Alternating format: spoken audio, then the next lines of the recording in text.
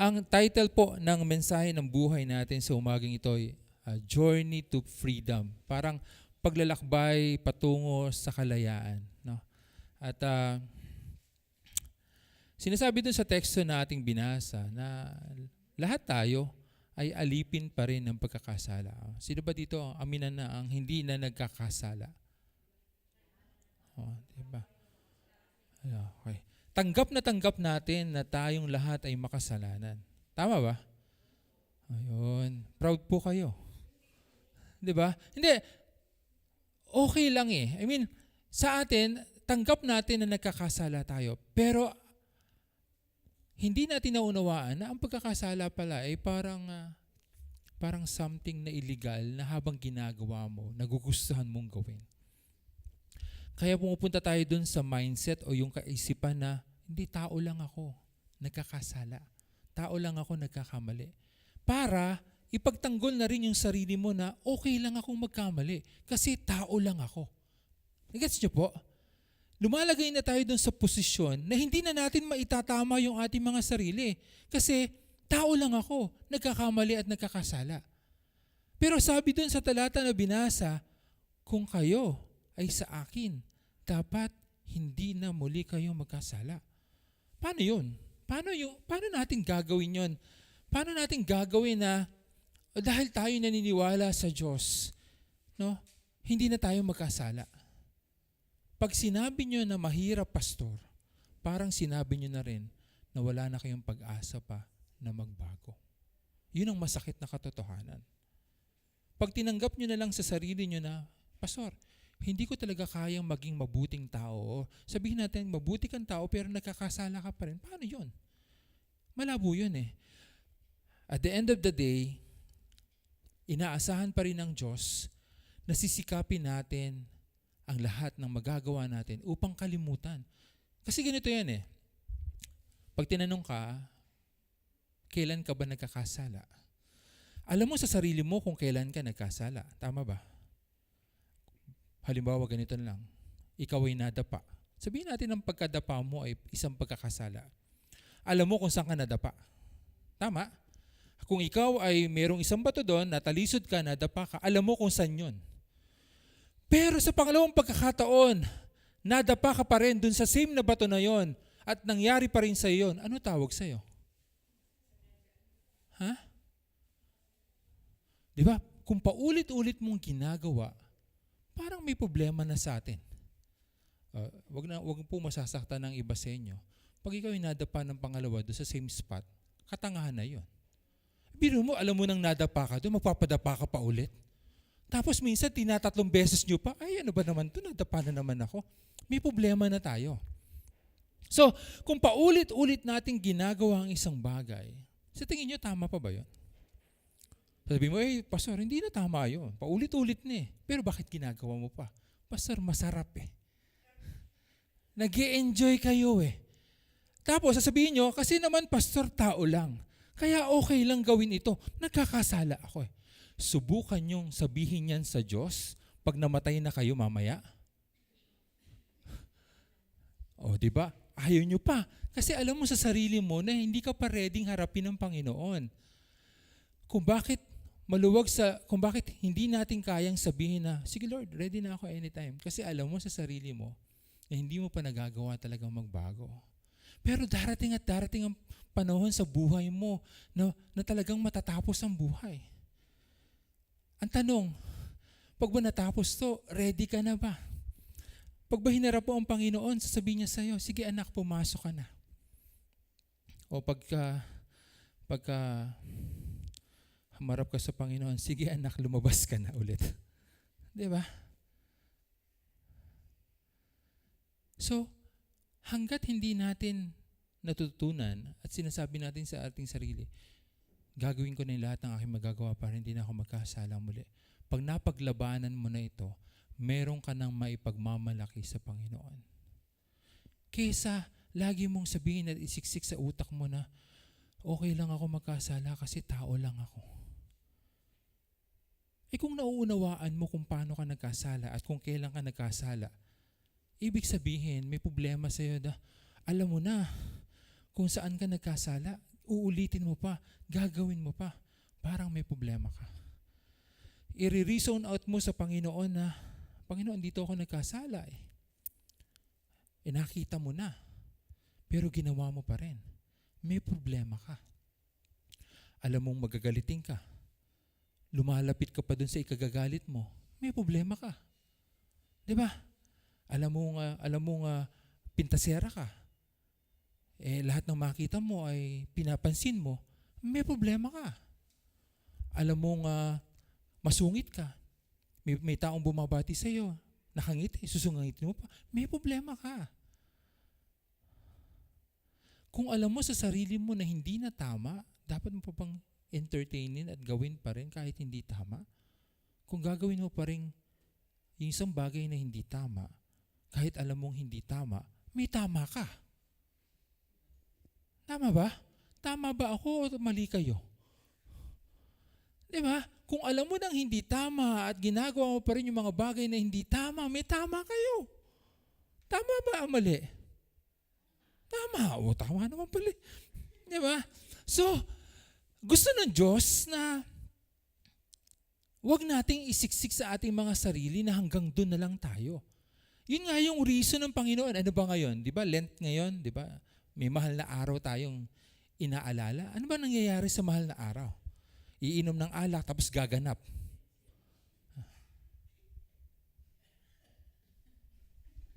Doon ako dadapain. Minsan tindahan na yun, aling puring, dadapaan mo. Pure gold yun. Diba? Minsan, mag-iisa ka. Mahal na araw. Nagsisimula yan, Lunes Santo. Sabado pa lang gaganap ka na. Dahil gusto mong mauna. Tapos Lunes na, tapos na yung pagkabuhay, gaganap ka pa rin. Dahil gusto mo ikaw yung huli. Pero matindi to. Yung gumaganap. Mamili ka. Amoy red horse o amoy gin. Minsan mayroon akong tropa na gumaganap eh. Nung ako po'y kabataan pa, mga tropa ko gumaganap. Ako din po gumaganap din po ako. Hudyo. Tigapalo. Minsan po, ang dala ko ay buntot ng pagi. Buntot pala ng pagi. Sabi ng mga bata, buntot pagi. No? Aswang siguro yung gumaganap. Talagang pinalo ko po talaga yung pagi. Tapos the next year, gumanap ulit yung tropa ko. No, sabi ko, hindi talaga kayo titigil. No? Kumuha po ako ng kawad ng kuryente. Sabi niya, pare, gusto lang namin gumanap. Ayaw namin mabaldo. Kung ine-expect mo na gumaganap ka ngayon para pagsisihan yung kasalanan mo at sa susunod na linggo, sa susunod na mahal na araw, gaganap ka ulit para pagsisihan mo ulit yung kasalanan mo, nagsisi ka ba talaga? Hindi. Akala mo ba dahil sinaktan mo yung sarili mo, nabura mo yung pagkakasala mo? Hindi. Ang dapat mong magawa is matuto. Dapat matuto kang magpasalamat sa Diyos dahil ang Diyos lang ang may kayang bumura ng kasalanan mo. Hindi porket nagpakarlit ka ng blade, no? Tumatawad ka pa, imbis na bubog, blade lang ha, para kayang madaling gumaling. Diba? Imbis yung iba, yung tug ganon, ano yan bote yan wag yan, blade lang. Para konting dugo lang, gagaling din. Diba? Macho-macho ka pa, may bago kang tato. Gusto mong ipakita yung tattoo mo kasi habang gumaganon ka, may tattoo ako. Natapang ka. Diba? Pag lumublob ka na doon sa ilog,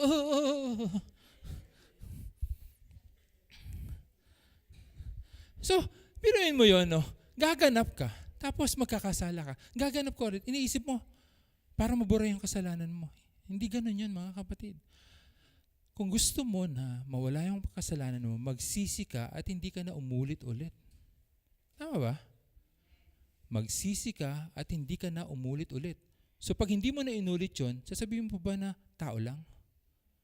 Hindi na. Kasi hindi ka na umulit. Pero kung umulit ka rin at umulit, may toyo ka. Di ba? May problema ka. Kasi inuulit mo lang yung mga bagay kahit alam mo na hindi na tama. At sasabihin mo okay lang kasi gaganap ka naman. Huwag kitang makikita. Talagang yung kawad ng kuryente talaga yung pampapalo ko talaga. Di ba? So anyways, kasi gusto kasi ng Panginoon, gusto niya para sa atin, maging tunay tayong alagad ng Panginoon. Yun ang gusto ng Panginoon para sa atin. Sabihin mo sa katabi mo, gusto ng Diyos maging alagad ka niya. Ngayon tignan mo ngayon yung katabi mo, mukha ba yung alagad ng Diyos o alagad ni Satanas? Hindi, di ba? Doon sa bandang huli ng mensaheng ito, doon sa huli ng mensaheng ito, maiintindihan natin na meron ka lang dalawang pamimilian sa buhay mo. Maging alagad ng Diyos o alagad ni Satanas. Dalawa lang yun. Dalawa lang yung pamimilian mo. So, nung tinignan mo ba yung katabi mo, sino ang nakita mo? Alagad ba yan ng Diyos o alagad ni Satanas? Di ba sasabihin mo, alagad ng Diyos para hindi ka awayan. No? Di ba? So, kinausap ng ating Panginoon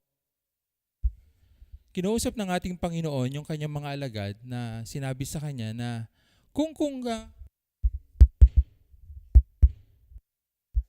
wala akong mic,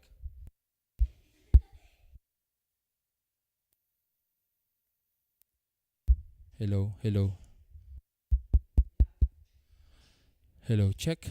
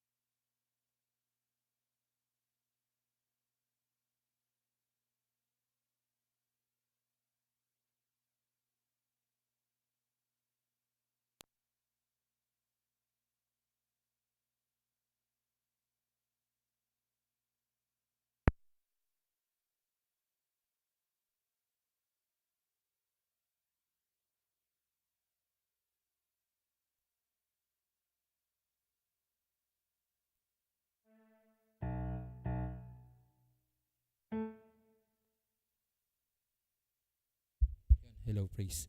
Hello. Ayan. Jesus speaks about the relationship between truth and freedom. He states that knowing the truth will bring freedom. Pag daw nalaman mo yung katotohanan, ito yung magpapalaya sa'yo. Pag daw nalaman mo ang katotohanan, ito ang magpapalaya sa'yo. Ano ba yung katotohanan? This truth likely refers to the truth of Jesus, God, which brings spiritual freedom from sin and its consequences. So, pag daw nalaman natin na ang ating Panginoong Jesus ay anak ng Diyos, ito daw yung magpapalaya sa atin sa ating mga pagkakasala. Bakit?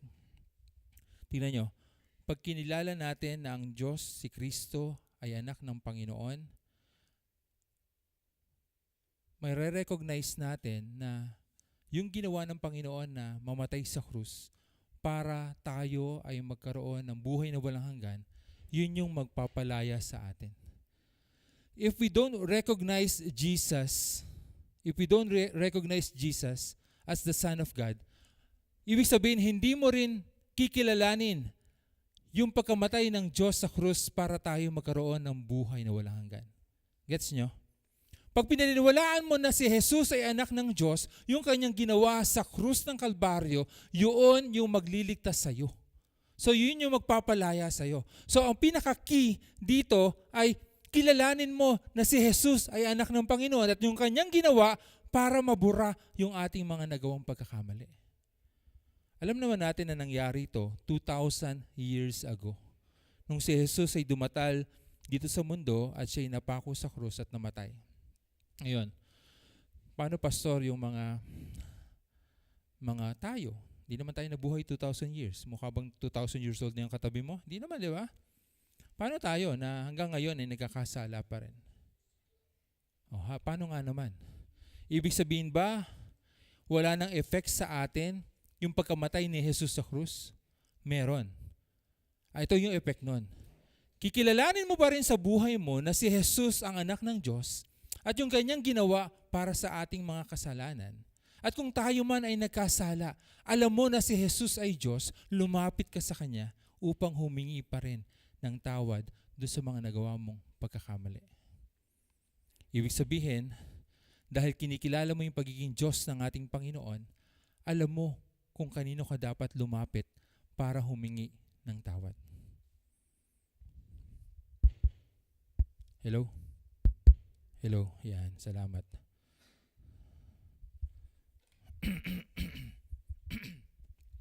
Slavery to sin, alipin ng pagkakasala. Jesus highlights the concept of slavery to sin. He explained that everyone who sins is a slave to sin. Lahat daw na nagkakasala ay alipin ng pagkakasala.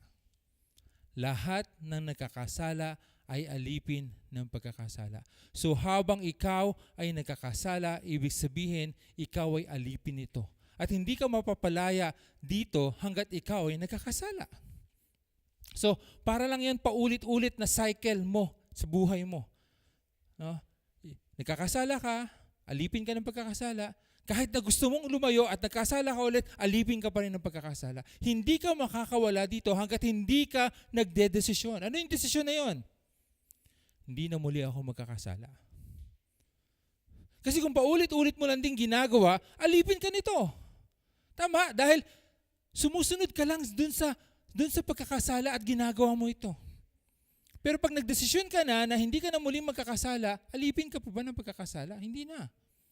Kasi nagdesisyon ka na hindi ka na muling magkakasala. So, ang punto dito, kailangan mong magdesisyon sa buhay mo. Yung desisyon, hindi yan parang, Lord, promise. Hindi na ako magkakasala ulit. Promise, Lord. Tapos nagkasala ka. Ito na talaga, Lord. Promise na talaga. Hindi na talaga ako magkakasala ulit. Nagkasala ka. Ito na talaga, Lord. Promise na talaga. Kahit ilang beses kang mangako, alam niyo po ba? Ito po yung masakit na katotohanan. Sa ating Biblia, marami nang naganap na pangako ang mga tao sa Panginoon. At dun sa mga pangako na yon, lagi tayong mga tao ang sumisira sa ating mga pangako. Yan ang katotohanan yan yung masakit na katotohanan na ganun talaga tayo ngayon. Minsan yung mga sarili nating mga pangako, tayo din yung hindi tumutupad dito. Pangako ng mga anak sa mga magulang, hindi natutupad. Pangako ng mga magulang sa mga anak, hindi natutupad. Pangako ng kaibigan sa kaibigan, hindi natutupad. Magaling tayong mangako, pero magaling din tayong hindi tumupad. Yun yung masakit na katotohanan. So, habang ikaw ay hindi nagdedesisyon sa sarili mo na hindi ka na muling magkakasala, hindi mo magagawa na hindi na muling magkasala dahil hindi ka marunong tumupad sa desisyon na gagawin mo. Okay.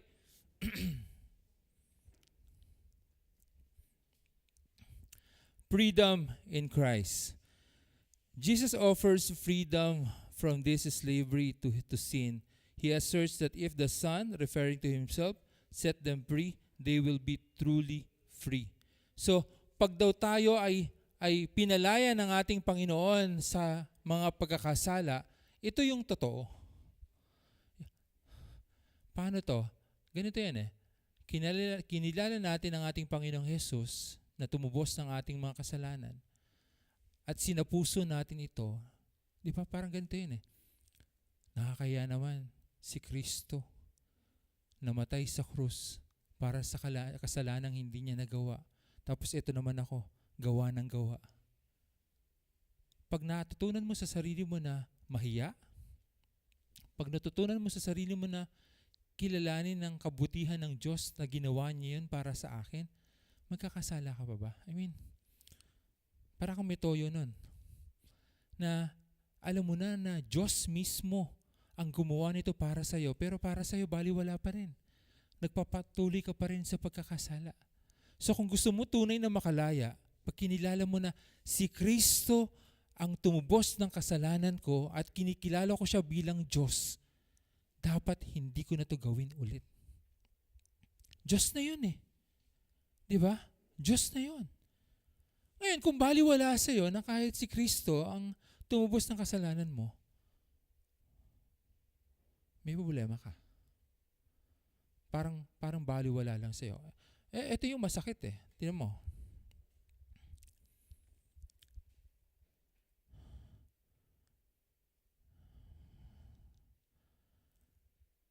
Sa pagsisimba, napakahirap mag-imbita. Basta tungkol sa Diyos. Magba-Bible study, magpe-prayer meeting, magsisimba, maglupasay ka na dyan. Mahirap mag-imbita. Unless, mangako ka.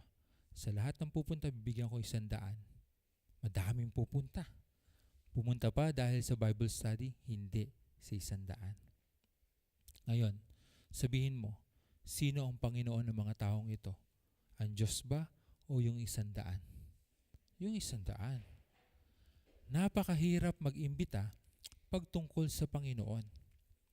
Pero, pag ang taong ito nagkasakit, na-stroke, namatay ang kalahating katawan, padalangin mo ko sa Panginoon na mabuhay ulit yung kalahating katawan. Baka pasunurin ko pa yung kalahati. Diba? Minsan, hindi mo kinikilala sa buhay mo ang Panginoon. Ang Diyos na lumikha sa iyo, ang Diyos na nagbigay ng mga bagay na meron ka ngayon. Tapos, yung simpleng pagsisimba lang tuwing araw ng linggo, hindi mo magawa kasi busy ka. Kasi may racket ka. Kasi may lakad ka. Kasi gusto mong matulog. Kasi iinom kayo ng tropa mo. Kasi may fiesta. Marahap kumain. Kasi lahat ng yon, lahat ng mga dahilan mo na yon, dahilan mo para mabusog ka, matuwa ka, at sumaya ka. Nasaan doon yung pagkakilala mo sa Diyos? Yun yung masakit na katotohanan. Pag Diyos na ang nag-iimbita, marami kang alibay, palusot. Pero pag si Mayor na ang nagpatawag, pupunta tayo dyan, may lista. Pila-pila pa. Yung iba, nag-aaway pa. 3:00 pa lang ng madaling araw, nagsusuntukan na. Ako nauna sa pila.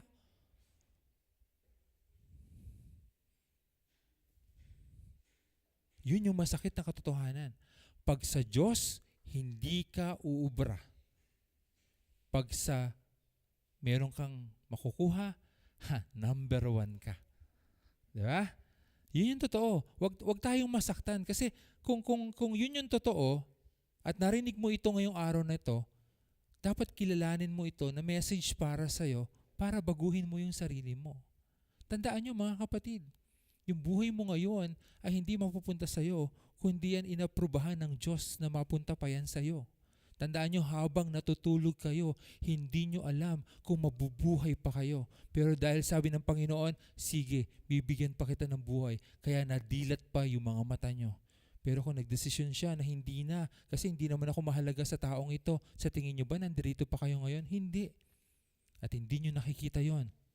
Ang nakikita nyo, ito. Matutulog ako na maaga. Kasi nagpatawag si Mayor.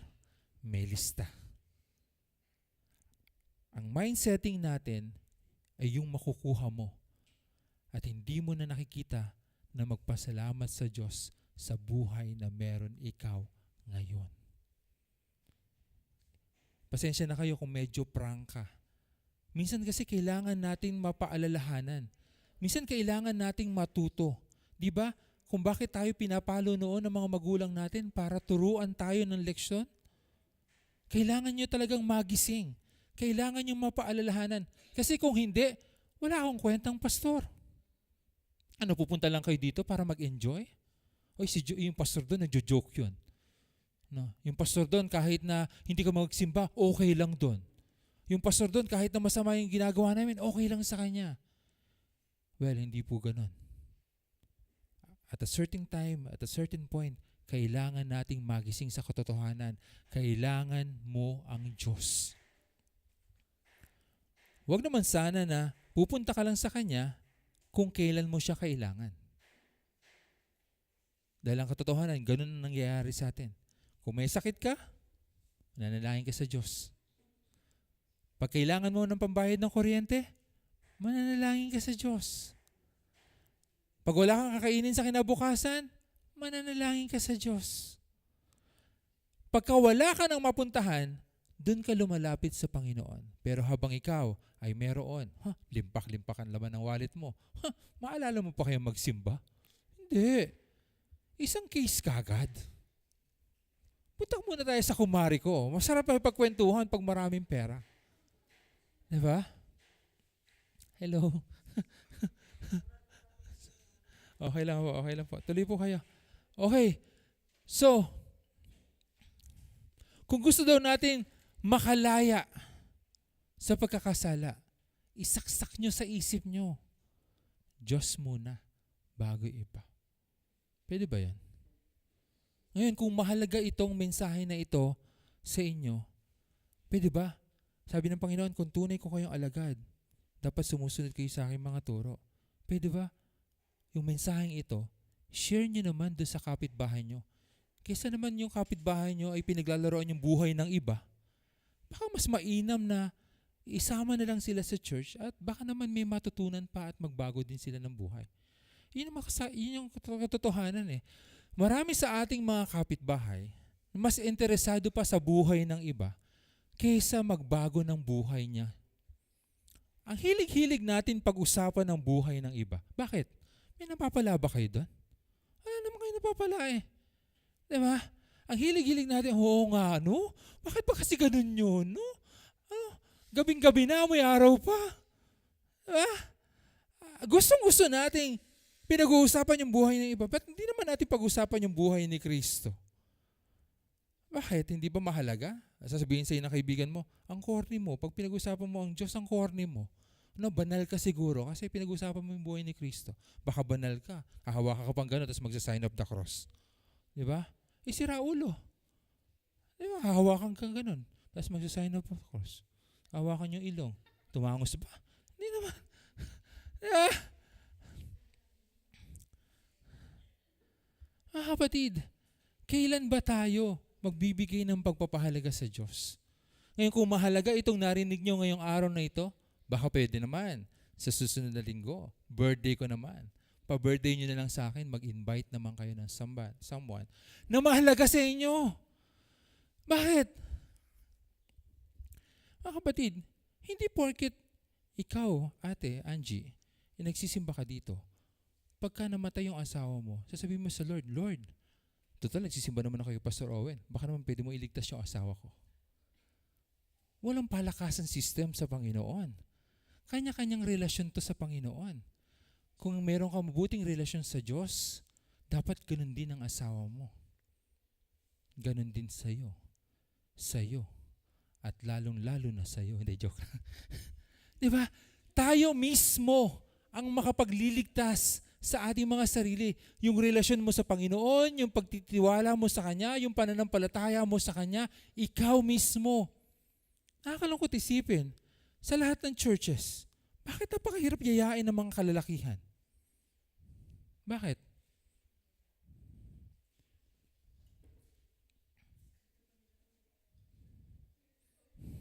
Sabi na Mercy, ang tanong, pag ba uminom ka ng mainom, mapupunta ka sa langit? Wow, Pastor, heaven talaga pag may tama ng kabayo eh. Iba yung tama ng gin eh, heaven eh. Tandaan nyo, maraming lasing ang pumuputok ang ulo dahil sobrang kalasingan. At hindi yon mapupunta sa langit. Kapatid, nakakalungkot na kayo nandito, yung mahal nyo sa buhay, hindi nyo kasama. Diba? Ibig sabihin ba nun Pastor, baka naman pwede na idamay mo na yung asawa ko isama mo na sa prayer at baka naman kuhanin na ng Lord dumiretso sa ilalim ng lupa. Hindi pwede. Ikaw mismo ang sasalain ng Panginoon. Ikaw, Mickey, lumapit ka sa akin. Ito yung mga nagawa mong kasalanan. Ito yung mga nagawa mong mabuti. Kitang-kita dito na mas mahaba yung mabuti kesa masama. Sige, pumasok ka na. Jowa mo naman. Brad, lumapit ka. Ito yung nagawa mong kasalanan. Ito yung hindi mabuti. Ito yung mabuti. Diba? Ibig sabihin, pag sinama mo naman dito, kailangan naman siyang matuto para mabago niya yung kanyang sarili. Diba? Kung mahal mo yung mga mahal mo sa buhay, subukan mo silang yayain sa simbahan. Hindi ko sinasabing dito lang pwedeng magbago ang tao. Hindi lang sa CFCM. Kung saan man pwede siya o gusto niya magsimba. Kahit na lumang daan, dating daan, daan-daan, libo-libo, pwede na. Basta magbago lang. Basta maging tunay na alagad ng Panginoon. Identity and opposition. Ito na. Jesus acknowledges the Jewish lineage of his audience but points of their opposition to him. Yung mga panahon na kinakausap ni Kristo yung mga tao na doon, yung ibang tao doon gusto siyang papatay. May tao ba dito na gusto akong mamatay? Despite being descendants of Abraham, they are seeking to kill him because they reject His teaching and His identity as the Messiah. Noong mga panahon na yun, hindi tanggap ng mga taong kausap na yun na yung Jesus na nagsasalita na yun, siya yung pinili ng Panginoon upang maging tagapagligtas. Pero tapos na to. Naganap na to. Alam naman natin na si Jesus ang Messiah. Mangyayari din ito sa inyo. Pag nag-invite kayo, na yung mga taong kakausapin nyo, iimbitahan nyo, sasabihin sa inyo na, nag-imbita ka dyan ikaw nga, buhay mo hindi nagbabago Hanggang ngayon, masama ka pa din Diba? Ikaw nga ang lutong-lutong mong mumura, narinig ko nung nakaraan diba? Uusigin tayo. Bilang tayo yung nag-iimbita, titignan niya yung sarili natin. Ano ngayon sasabihin mo? Sabi kasi ni Pastor, mag-imbita na, damay-damay patuloy ako dito.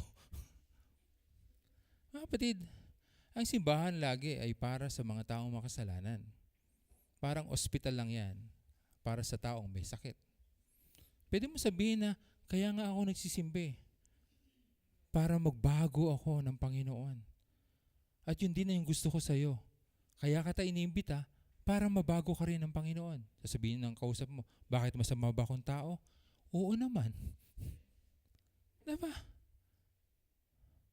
Maging totoo lang tayo. Kung may taong uusig sa inyo dahil sa dati niyong buhay, dati na yon. Ang mahalaga, yung ngayon. Amen? Lahat naman tayo nagkasala. Kanina, di ba binanggit nyo kanina na lahat tayo nagkakasala? Pero kung nandirito na kayo, narinig nyo na yung mabuting balita at nagkakasala pa rin kayo, may problema kayo sa utak? Diba? Narinig na, natutunan na, napaalalahanan pa, paulit pang pinapaalalahanan, pero ginagawa pa rin. Ano problema niyo sa buhay?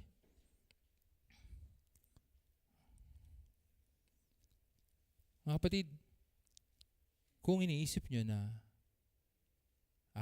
okay lang si Pastor Owen. Mabait naman yan No? Mabubola ko yun. Mabubola.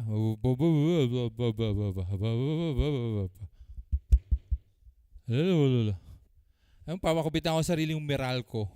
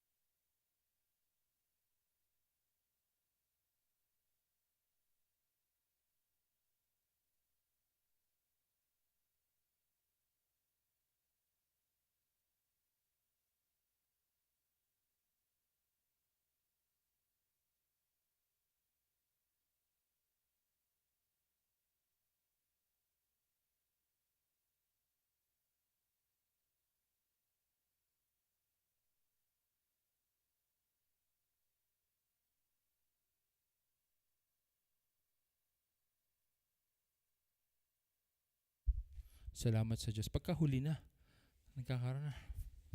Pero papaayos ko po ito. Hindi, mahirap. 2 linggo na po kami ganito eh. Nagreklamo na po ako. Baka ipanalangin ko, mag-iba na to. Ang magtayo ng bago. Mga kapatid, sa pagtatapos, alam niyo po, I'll be honest po sa inyo. Ang church na ito ay isang mission church. Ang mission ng church na to ay kahit papaano ay makapagbahagi sa buhay ng iba upang makita nila sa buhay nila na ba, sayang pala yung mga araw na nagdaan kung hindi ko babaguhin ang aking sarili. Hindi ko po nakikita na ang church na to mananatili ng 5 taon o 10 taon. Bakit po? Hindi naman kami malaking church eh. 5, 6, kami lang po nandirito. Ngayon, habang nandirito kami, maaari ba, subukan nating imbitahin pa yung iba. Habang kami ay nandirito pa, tulungan nyo kami na maabot pa rin yung iba. Na yung gusto nyo na kung may mangyari sa kanya, ay tanggapin siya ng Panginoon. Katulad ng pag-invite mo kay Ate Rose. Sana naman Ate Rose, yung mahal mo naman sa buhay na ayaw mo mapahamak, subukan mo namang imbitahin. Nang sa ganon, alam mo sa sarili mo na meron kang nagawang mabuti para sa mahal mo sa buhay. Yung asawa mo na maraming dahilan, baka naman, kaysa mamatay siyang kaiinom at kasisigarilyo, subukan mo namang imbitahin. Baka naman baguhin siya ng Diyos pag narinig niya yung katotohanan. Huwag niyong tanggapin, yung asawa ko hanggang dyan na lang siya. Hindi. Katulad ng pagtanggap ng Panginoon sa inyo, naniniwala siya na hindi ka hanggang dyan na lang. Dahil habang may buhay ka, meron kang pagkakataon na mabago mo ang iyong sarili. Halimbawa, harap mo ng Panginoon. Kung dati, mas mahaba yung masama kaysa yung mabuti, nung naintindihan mo na alagad pala ako ng Diyos, kailangan tanggapin ko at yakapin ko yung kanyang mga turo. Pagharap mo sa Kanya, ito na. At ito na yung mabuti. Ito masaya doon. Lahat naman tayo mamamatay. Pero dahil alam mo na may ginagawa kang mabuti, may pagkakataon ka na kukupin ng Panginoon sa Kanyang kaharian. At yun yung isang bagay na dapat maging goal mo sa buhay. Yun dapat ang tignan mo sa buhay. Sabi ko nga, habang ikaw ay tumatanda at nadadagdagan ang edad mo, nalalapit na rin ang huling araw mo sa mundong ito. Pero ang tanong, may nagawa ka bang mabuti? Ang tanong, katanggap-tanggap ba yung buhay mo sa Panginoon? O kada araw mo ang nilook forward mo kung ilang case ng beer ang ihahanda mo? Tatandaan ko pa po yan. Noong 21 years old ako, ang handa ko po ay 21 din na case na beer. Lahat ng dumadaan sa amin, pinapainom ko. Yung iba nga, sumusuko pa ng bopis sa sobrang kalasingan. Pero ngayon, mas mahalaga na lang sa akin na makita ko kayo na nandito sa church. At tanggapin nyo ang turo ng Panginoon. So, pwede ba tayong magsitayong lahat at manalangin?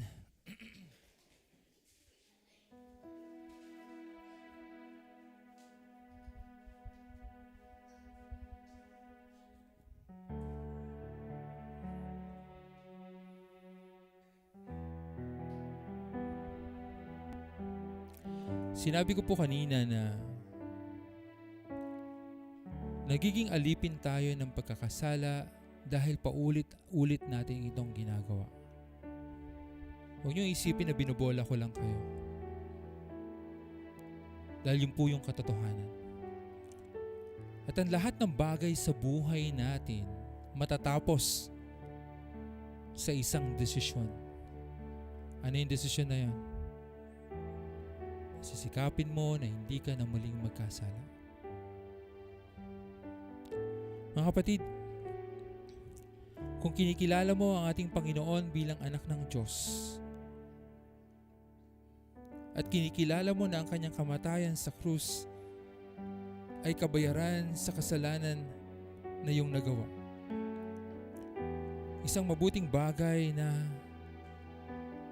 ito'y yakapin natin at tayo magdesisyon sa araw na ito na hindi na muling gawin ang mga bagay na alam mo na makakasakit sa ating Panginoon.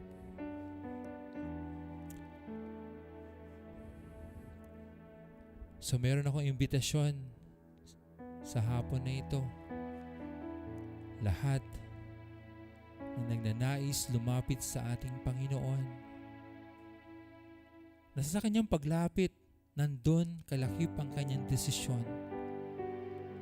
Nababaguhin niya na yung kanyang sarili. Yayakapin niya yung turo ng Diyos. At gagawin niya ang lahat ng kanyang magagawa upang hindi na muli magkasala.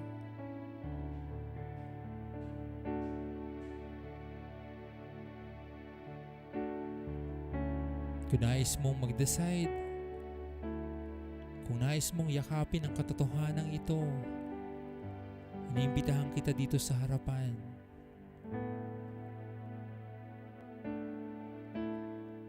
At sabay-sabay tayong mananalangin sa Panginoon.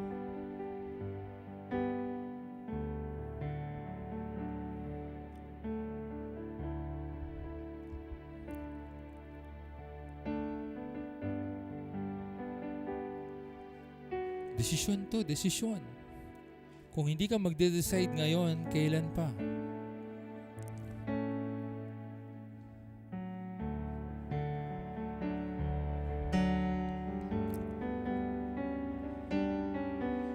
Hindi pa pwede na panghabang buhay na alam mo na mali ka.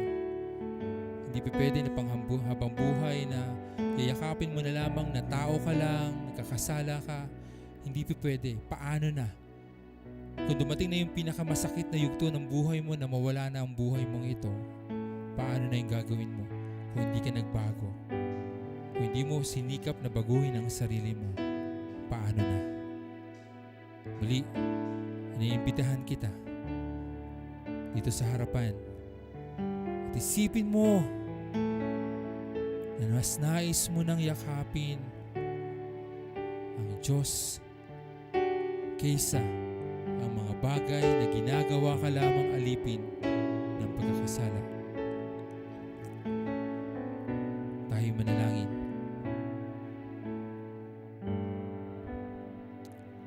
Aming Panginoon, aming Diyos na makapangyarihan sa lahat,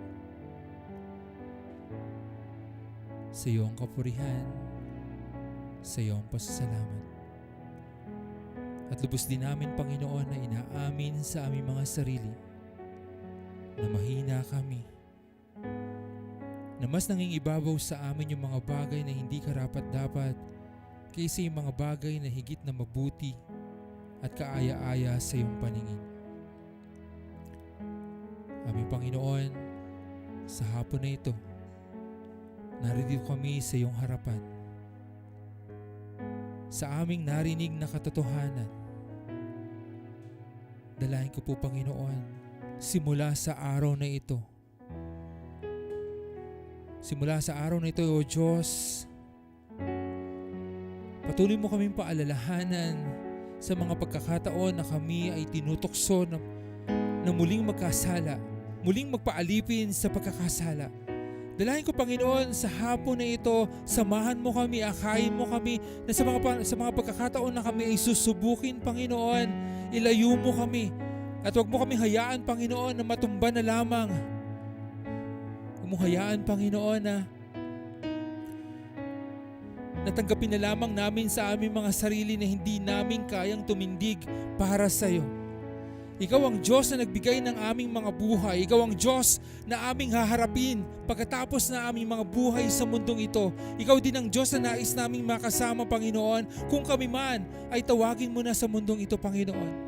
At habang nandirito pa kami, mayakap namin yung katotohanan ng iyong pagmamahal para sa amin ay ganon na lamang. Kaya patuloy mo kami binibigyan ng pagkakataon na mabago pa rin ang aming mga sarili. Turuan mo kami, Panginoon, na mas lumakad sa higit na mabuti, Panginoon, at huwag naming yakapin na patuloy na lamang kaming magkasala at hindi na namin mabago pa ang aming mga sarili, O Diyos. Ito na ang araw, Panginoon, na magdedesisyon kami para sa iyo. Ito na ang araw, Panginoon, na mas titignan namin na ikaw ang Diyos sa aming mga buhay kaysa gumawa ng mga pagkakasala na hindi naman makakabuti sa amin. Ito na ang panahon na mas yayakapin ka namin, Panginoon, kaysa ang maraming bagay na iniisip namin na makapagpapasaya sa amin sa panandaliang mga panahon lamang. At minsan ito rin yung mga bagay na nagbibigay sa amin ng dahilan upang hindi ka na namin makita sa aming harapan. Tulungan mo kami, Panginoon, na simula sa araw na ito, sikapin namin na dahil sa iyo, hindi na namin lilingunin ang dati naming buhay. Baguhin mo kami, Panginoon. Kung yung pagtingin man sa amin ng ibang tao ay hindi pa rin mabuti, dalahin ko, Panginoon, magbago pa rin ang kanilang pagtingin sa amin dahil ito yung ninanais namin, Panginoon. Magbago ng buhay, magbago ng tuluyan para sa iyo.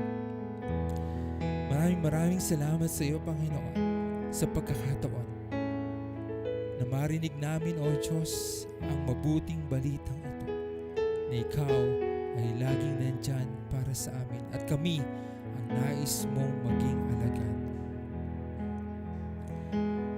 Sa araw nito, Panginoon, patuloy ko pong inilalapit at ininataas sa iyo ang lahat ng iyong mga anak na nasa iyong harapan. Sa hapon na ito, Panginoon, tanggapin mo ang kanilang mga puso, ang kanilang pagnanais na mapalapit sa iyo. Kalakip din ang mga panalangin na ito, Panginoon. Patuloy mong ingatan sila sa lahat ng kanilang gagawin, sa lahat ng kanilang pupuntahan. Patuloy mo silang palakasin, pagalingin sa anumang karamdaman na meron sa kanila. Ganon din, Panginoon, ang kanilang mga mahal sa buhay. Kayo po, Panginoon, ang patuloy na mag-ingat at magpala sa kanila sa araw-araw. Sa araw nito, Panginoon, kalakip ng kanilang desisyon na unahin ka, ikaw din, Panginoon, ang sumama sa kanila, maging sa kahit anumang pagsubok ng buhay na meron sila. Muli, O Diyos, maraming salamat po sa iyo. Tanggapin mo ang aming pagpupuri, ang aming pasasalamat. Sa matamis na pangalan ni Jesus, ito po aming panalangin. Amen.